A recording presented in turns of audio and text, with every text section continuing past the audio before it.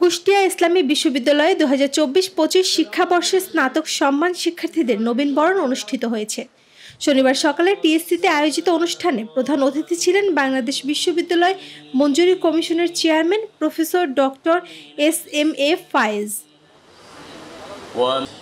তিনি বলেন, এতদিন বিশ্ববিদ্যালয়ের মেধা যথাযথ মূল্যায়ন পায়নি, কোটা ছিল প্রদান। এখন মেধা এগিয়ে যাবে, বিশ্ববিদ্যালয়ের মান উন্নয়নে আমরা সর্বাত্মক সহযোগিতা করে যাব। আজকে যে অনুষ্ঠানটি অনুষ্ঠিত হলো, যেভাবে প্রথম বর্ষের ছাত্রছাত্রীদেরকে স্বাগত জানানো হলো, আশা করব তারা এটা চিরদিন মনে রাখবে।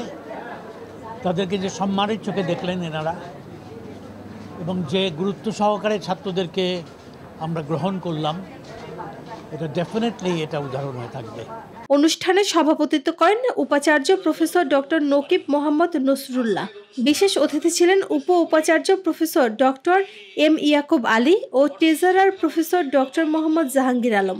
নবীন বরণ অনুষ্ঠানে নবাগত শিক্ষার্থীদের ফুল দিয়ে বরণ করে নেয় বিশ্ববিদ্যালয় কর্তৃপক্ষ। এর আগে বিশ্ববিদ্যালয়ের প্রশাসন ভবনের সামনে ইউসিজি চেয়ারম্যানকে গার্ড অফ অনার প্রদান করা হয়।